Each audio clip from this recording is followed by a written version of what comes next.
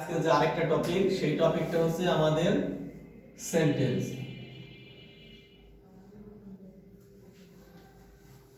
আমরা আজকে শেষ টপিক যেটা আলোচনা করব সেটা হচ্ছে সেন্টেন্স। সেন্টেন্স কোন সেন্টেন্স? আমরা সেন্টেন্স আমাদের প্রকার আছে আমাদের। একটা হচ্ছে সেন্টেন্স অর্থগতভাবে, আরেকটা হচ্ছে গঠনগতভাবে।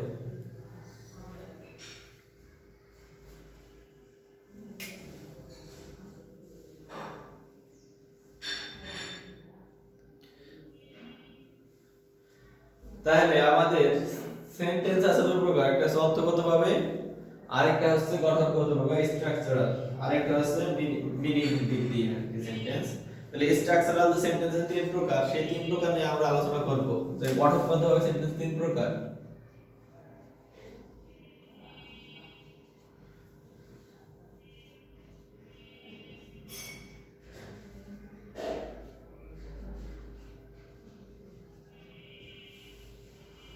গঠনগত সেন্টেন্স তিন প্রকার। এক, সিম্পল,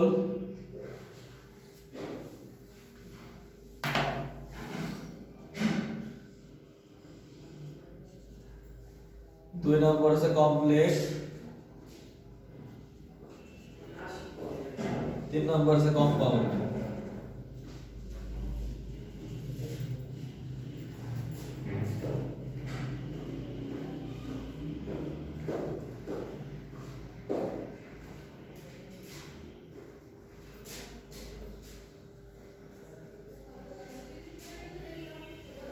তাহলে সিম্পল, কমপ্লেক্স, কম্পাউন্ড।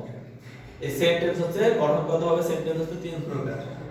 সিম্পল সেন্টেন্সকে আমরা বাংলায় বলি হচ্ছে সরল বাক্য। কমপ্লেক্সকে আমরা বাক্যে বলি হচ্ছে জটিল বাক্য।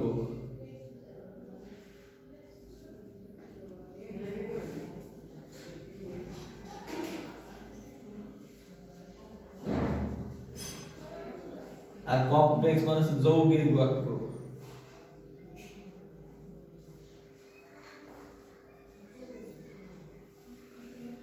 সরল, জটিল ও যৌগিক। বাংলা আমরা তিন প্রকার বাক্য দেখতে পাই গঠনগত দিক দিয়ে। তাহলে সিম্পল সেন্টেন্স হচ্ছে সরল বাক্য, কমপ্লেক্স সেন্টেন্স হচ্ছে জটিল বাক্য, আর কম্পাউন্ড সেন্টেন্স হচ্ছে যৌগিক বাক্য। এখানে আমরা নাম দেখে বুঝতে পারতেছি যে সিম্পল সেন্টেন্স মানে হচ্ছে সরল বাক্য। সরল বাক্য মানে কি? একেবারে সাধারণ যে বাক্য হবে সেটাই সরল বাক্য। যে সেন্টেন্স বা যে বাক্য হচ্ছে একেবারে সহজ, এর মধ্যে কোনো প্যাচগোজ নাই, একেবারে সাদামাটা বা একেবারে সহজ, সেটা হচ্ছে আমাদের সিম্পল সেন্টেন্স। তো সিম্পল সেন্টেন্স হচ্ছে কি? সরল বাক্য। এখন আমরা তাহলে সিম্পল সেন্টেন্স বা সরল বাক্য নিয়ে আলোচনা করব। সিম্পল সেন্টেন্স বা সরল বাক্য হচ্ছে কি? যে সেন্টেন্স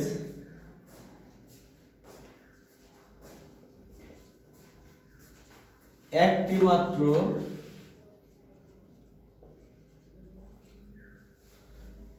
প্রিন্সিপাল ক্লজ নিয়ে গঠিত হয়।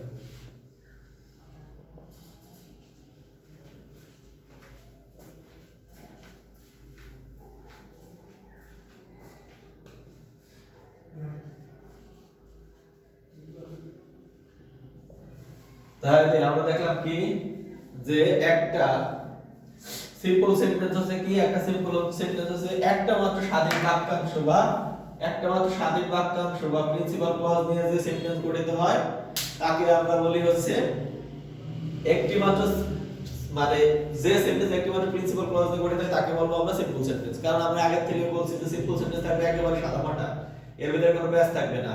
বা আমি যখন ক্লজ পড়াইছি, ক্লজ পড়ানোর শুরুতে আমরা বলছি যে ক্লজ কাকে বলে? ক্লজ শব্দ হচ্ছে বাক্যাংশ।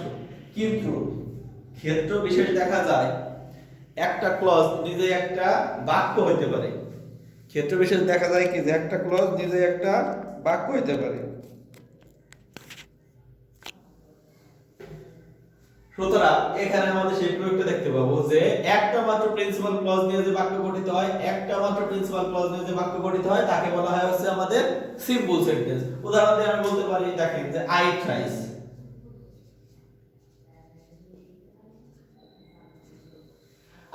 আমি ভাত খাই। এখানে দেখেন একটা মাত্র ক্লজই আছে, আই হচ্ছে সাবজেক্ট এবং ইট হচ্ছে ভার্ব। আই হচ্ছে সাবজেক্ট, ইট হচ্ছে ভার্ব। যেহেতু একটা সাবজেক্ট আছে এবং একটা ভার্ব আছে, আমরা যদি একটা সাবজেক্ট এবং একটা ভার্ব কি গঠিত হতে পারে, একটা ক্লজ গঠিত হতে পারে। একটা মাত্র প্রিন্সিপাল ক্লজ আছে, সুতরাং আই ট্রাই, আমি ভাত খাই, এটা নিজে নিজের অর্থ প্রকাশ করতে পারতেছি, বা আগে কোনো ক্লজ লাগে না। আমরা বলছিলাম কি যে সাবঅর্ডিনেট ক্লজ হইতে হইলে ক্লজের আগে একটা ক্লজ মার্কার থাকতে হবে, যেহেতু এটার আগে কোনো ক্লজ মার্কার নাই, সুতরাং আমরা বলতে পারি কি এটা হচ্ছে একটা প্রিন্সিপাল ক্লজ। আর একটা প্রিন্সিপাল ক্লজে কি হইতে পারে, একটা সেন্টেন্সের সাবজেক্ট হইতে পারে। একটা প্রিন্সিপাল ক্লজে কি হইতে পারে, একটা সেন্টেন্সের, একটা প্রিন্সিপাল ক্লজে একটা সেন্টেন্স হইতে পারে, একটা প্রিন্সিপাল ক্লজ আসলে একটা সেন্টেন্স হইতে পারে। যার কারণে আমরা হচ্ছে সিম্পল সেন্টেন্স দেখতে পাবো কি যে একটা মাত্র প্রিন্সিপাল ক্লজ নিয়ে গঠিত হবে একটা প্রিন্সিপাল ক্লজ, সরি মানে একটা সিম্পল সেন্টেন্স, একটা মাত্র প্রিন্সিপাল ক্লজ নিয়ে গঠিত হবে একটা সিম্পল সেন্টেন্স। আর যদি আমরা এরপরে দ্বিতীয়টায় চলে যাই যে কমপ্লেক্স সেন্টেন্স,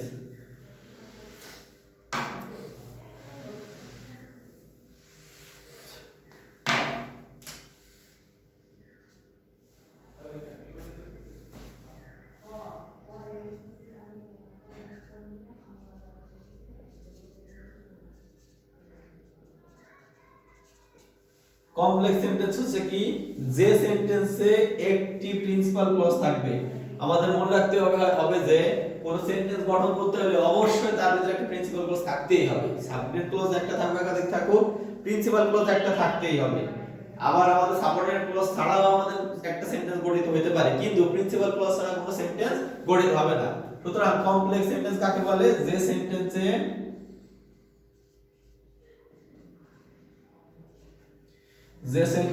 একটি মাত্র একটি প্রিন্সিপাল ক্লজ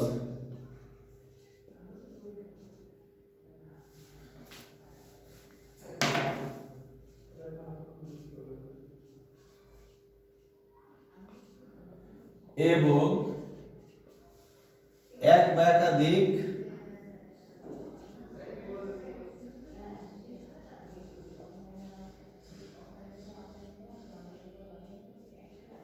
সাবঅর্ডিনেট ক্লজ দিয়ে গঠিত হয়।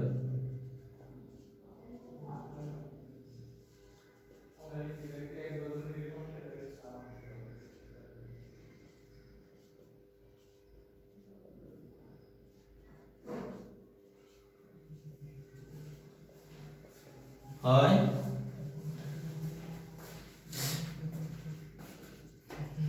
তাকে কমপ্লেক্স সেন্টেন্স বলে।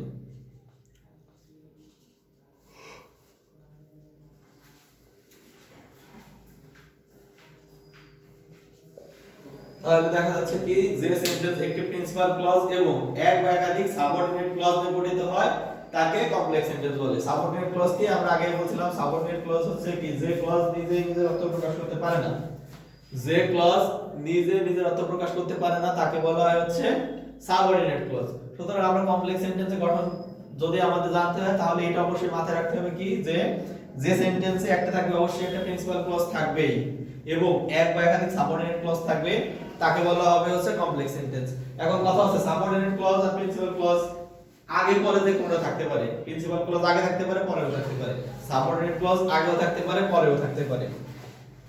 মনে করেন আমি যে আগে যে উদাহরণ দিয়েছিলাম যে সিম্পল সেন্টেন্স, আমরা একটা উদাহরণ দিয়েছিলাম যে I thrice,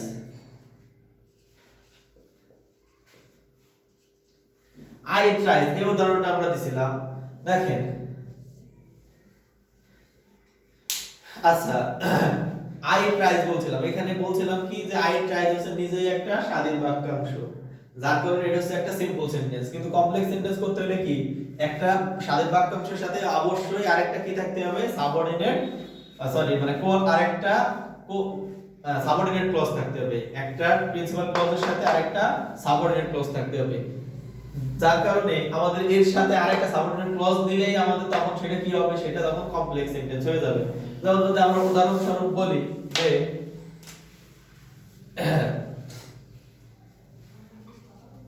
I will go to play when rain will stop। আমরা বললাম কি যে I will go to play, এইটা একটা স্বাধীন বাক্যাংশ যে I will go to play আমি খেলতে যাব, এটা নিজের অর্থ প্রকাশ করার জন্য কারো সাহায্য নিতে হচ্ছে না। কিন্তু when দিয়ে যদি বলি when rain stop, when rain will stop, যখন বৃষ্টি থামবে, যে যখন বৃষ্টি থামবে তখন কি, যখন বৃষ্টি থামবে তখন কি, শুধু আমরা when rain stop এটা বলে আমরা কি করতে পারবো না, কোন সম্পূর্ণ মনের রস প্রকাশ করতে পারবো না, যার কারণে এটা একটা স্বাধীন বাক্যাংশ হতে পারে না। কিন্তু আই উইল গো টু বলে আমি খেলতে যাব, এটা তো স্বাধীন বাক্যাংশ। সুতরাং আমরা এটা বলতে পারি একটা স্বাধীন বাক্যাংশ এবং একটি পরাধীন বাক্যাংশ বা সাবঅর্ডিনেট ক্লজ মিলে যে সেন্টেন্স গঠিত হয় তাকে বলা হবে হচ্ছে কমপ্লেক্স সেন্টেন্স। এবং কমপ্লেক্স সেন্টেন্সটা আমরা এইভাবে ঘুরেও লিখতে পারি যে when rain will stop, I will go to play.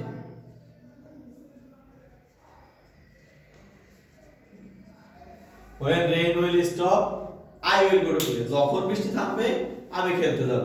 সুতরাং আমাদের এটা মাথায় রাখতে হবে যে একটা কমপ্লেক্স সেন্টেন্সেস মেইন ক্লজ আগেও থাকতে পারে, মেইন ক্লজ বা প্রিন্সিপাল ক্লজ সেটা আগেও থাকতে পারে পরেও থাকতে পারে, এতে কোনো সমস্যা নাই।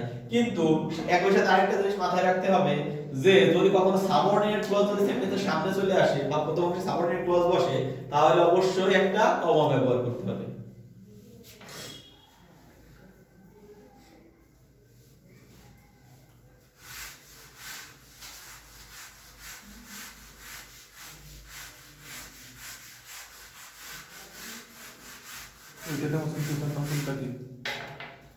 তো শীতের দিন তো মনের দিনে গেছে, গরমের দিনে তো লাগে না।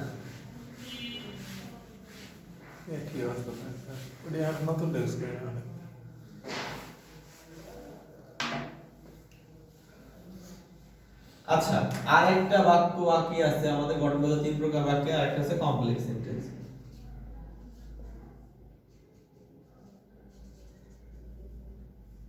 স্যার কমপ্লেক্স বলো কম্পাউন্ড।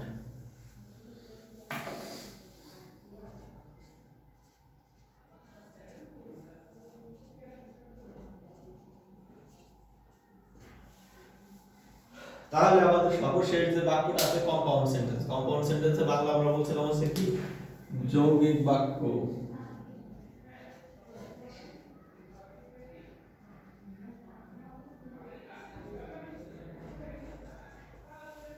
যৌগিক বাক্য। তাহলে কম্পাউন্ড সেন্টেন্স কি আমরা এর সংজ্ঞা যদি বলি যখন বা বলি দুই বা তার অধিক প্রিন্সিপাল ক্লজ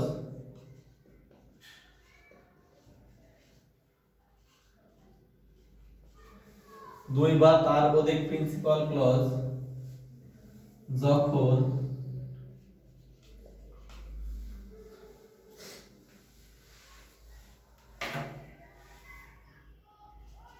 কোঅর্ডিনেট কনজাংশন দ্বারা যুক্ত হয়ে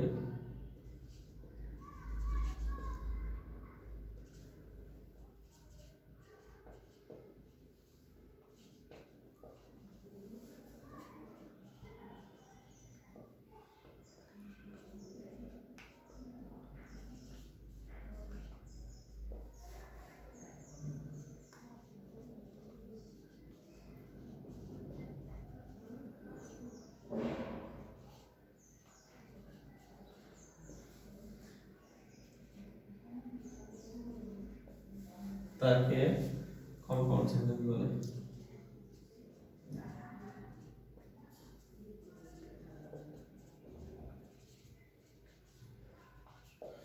তাহলে দেখা যাচ্ছে কি যে দুই বা তার অধিক প্রিন্সিপাল ক্লজ যখন কোঅর্ডিনেটিং কনজাংশন দ্বারা যুক্ত হয়ে কোনো বাক্য গঠন করে তাকে কম্পাউন্ড সেন্টেন্স বলে। এবার কোঅর্ডিনেট কনজাংশন আমি আগেই বলে দিয়েছি, কোঅর্ডিনেট কনজাংশন হচ্ছে কি এন্ড বাট অর ইয়েট, তারপরে নট অনলি, তার but also, as soon as, এইসব হচ্ছে আমাদের আইদার অর, নেইদার নট, এইসব হচ্ছে আমাদের কোঅর্ডিনেটিং কনজাংশন। তাহলে এই কোঅর্ডিনেট কনজাংশন গুলো যদি কোনো বাক্যের মাঝে থাকে তাহলে আমাদের বুঝতে হবে কি যে এইগুলো হচ্ছে আমাদের, এটা হচ্ছে আমাদের কম্পাউন্ড সেন্টেন্স। তার আগে আমাদের খেয়াল রাখতে হবে অবশ্যই যে এর আগে এবং পরে দুইটা কি, অবশ্যই দুইটা প্রিন্সিপাল ক্লজ আছে কিনা। যদি আমরা एग्जांपल হিসেবে বলি যে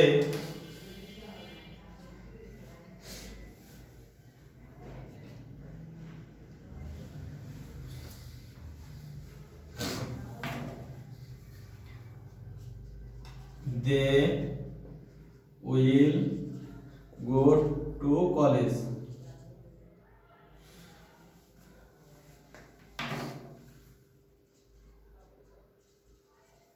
And join exam. তারা কলেজে যাবে এবং পরীক্ষায় জয়েন করবে। আচ্ছা আপনাদের বোঝার সাথে আমি বাক্যটা করে লিখে নিই, তারপর বাকিটা বুঝাই দিচ্ছি।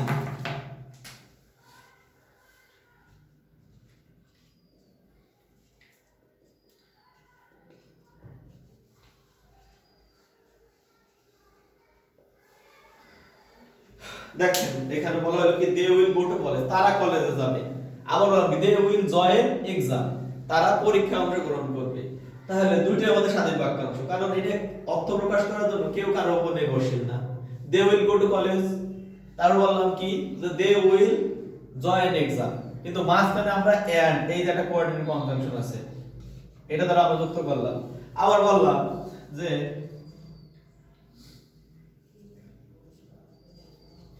you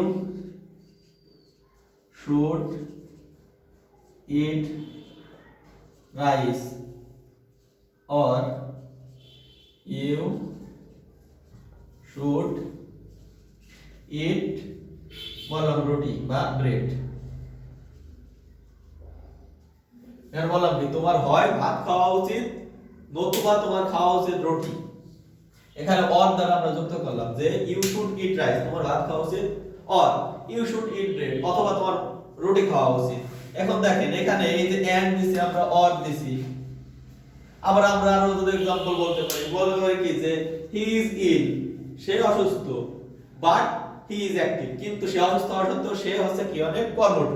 আবার আমরা বলতে পারি যে he is poor but he is honest. এখন মজার ব্যাপার হচ্ছে কি আমাদের যদি কোনো কম্পাউন্ড সেন্টেন্সে প্রথম অংশ সাবজেক্ট এবং পরের অংশে সাবজেক্ট ভার্ব একই থাকে, তাহলে দ্বিতীয় অংশে এটা লেখা লাগে না, যেটা আমি প্রথমে লিখে ফেলেছিলাম যে they will go to college, আবার বলছে দে উইল জয়েন এক্সাম। সুতরাং আমাদের পরের সেন্টেন্সে যেহেতু দে উইল গো, সরি দি লিখে ফেলেছি, তাহলে they will go to college, তারা কলেজে যাবে। দেখেন they will go to college এবং পরের অংশে বলছে কি দে উইল জয়েন। এখানে দেখেন তো they will R they will লেখা আছে, সুতরাং আমাদের পরের অংশে আর দে উইল লেখা লাগবে না। তখন আমরা কি বলবো they will go to college and join exam. আমরা অঙ্কে যেমন ম্যাথ করার সময় যেমন কমন নেই, দুইটা রাশি যদি একই থাকে তাহলে আমরা একটা কমন নিয়ে নেই, এখানে আমাদের ওইরকম ভাবে আমরা বিবেচনা করতে পারি যে দে উইল দেন দুই সাইডেই আছে, সুতরাং আমাদের একটা নিলেই হবে। আচ্ছা আরেকটা হচ্ছে কি যে আমরা পরবর্তী উদাহরণ যদি দেখি, যে জায়গা দেখতে পারো কি যে ইউ শুড ইট রাইস, আবার লেখি ইউ শুড ইট। দেখেন এই জায়গায় ইউ শুড ইট এই পর্যন্ত কিন্তু দুইটা সেন্টেন্সের একেবারে হুবহু এক। সুতরাং আমাদের কি করতে হবে, সুতরাং আমাদের পরের সেন্টেন্স থেকে এই কমনটুকু বাদ দিয়ে দিতে হবে যে you should eat rice or bread. সুতরাং এখানে এই ব্রেডটাই কিন্তু একটা ক্লজ, দেখে মনে হচ্ছে যে এটা একটা শব্দ, কিন্তু আসলে এটা একটা শব্দ না, এটা আস্ত একটা ক্লজ। কেন ক্লজ? কারণ এখানে আমাদের এই যে ইউ শুড ইট এই অংশটা এ আছে, এই জায়গায় কমন থাকার কারণে আমরা এই জায়গা দিলাম না, কিন্তু এই জায়গা এই জিনিসটা আছে, এটা আছে কেমন উজ্জ অবস্থায় আছে। সুতরাং আমাদের বুঝতে হবে কি যে কখন যদি এরকম দেখি যে এরকম মানে পরে এন্ড এর পরে একটা শব্দ আছে, কিন্তু তাহলে আমাদের মিলিয়ে দেখতে হবে কি যে এই শব্দটা দিয়ে কি একটা ক্লজ ইন্ডিকেট করতেছে কিনা। যেমন আমরা যদি সবচেয়ে ছোট একটা উদাহরণ বলি, যে আমাদের কম্পাউন্ড সেন্টেন্সে সবচেয়ে ছোট যে উদাহরণটা সাধারণত দেওয়া হয় বলা হয় do or die. Do or die, একটা কাজ করো অথবা মারা যাও, মানে একটা কাজ না করতে পারলে তোমার জীবন শেষ, এরকম অবস্থা। এখন ডু একটা ক্লজ, ডাই একটা ক্লজ। কেমন? কারণ ডু যেহেতু একটা ইনট্রানজিটিভ ভার্ব, এটা আমরা পরে ইনট্রানজিটিভ ভার্ব নিয়ে আলোচনা করব। যেহেতু ডু আমরা জানা ছিল এরকম ছিল যে you do or you die. আমরা জানি কি যে ইম্পারেটিভ সেন্টেন্স নিয়ে আলোচনা করি না, পরের দিন ইম্পারেটিভ সেন্টেন্স নিয়ে আলোচনা করব। যে ইম্পারেটিভ সেন্টেন্সে সাধারণত দেখা যায় কি সাবজেক্ট ইউটা উচ্চ থাকে সব সময়। সাবজেক্ট ইউ যেহেতু উচ্চ থাকে, এটা মূলত ছিল you do or you die, you do or you die.